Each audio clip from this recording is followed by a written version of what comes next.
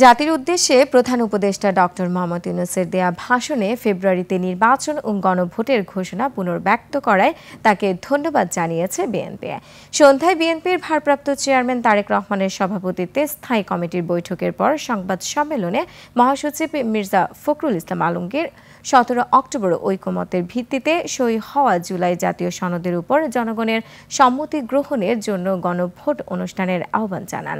তিনি বলেন, যত দ্রুত সম্ভব জাতীয় নির্বাচন আয়োজনের জন্য সরকার ও নির্বাচন কমিশনের প্রতি আহ্বান জানিয়েছে বিএনপির স্থায়ী কমিটি।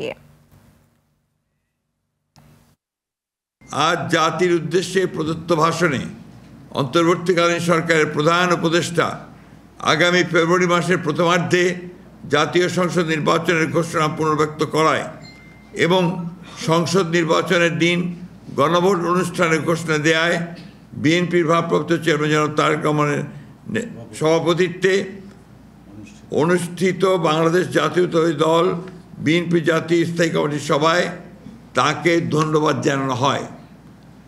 একই সাথে সভায় গত 17 অক্টোবর 2025 তারিখে ঐকমত্যের ভিত্তিতে স্বাক্ষরিত জুলাই জাতীয় সনদের উপর জনগণের সম্মতি গ্রহণের জন্য গণভোট অনুষ্ঠানের এবং যথাশীঘ্র জাতীয় সংসদ নির্বাচন আয়োজন করার জন্য সরকার ও নির্বাচন কমিশনের প্রতি আহ্বান জানানো হয়।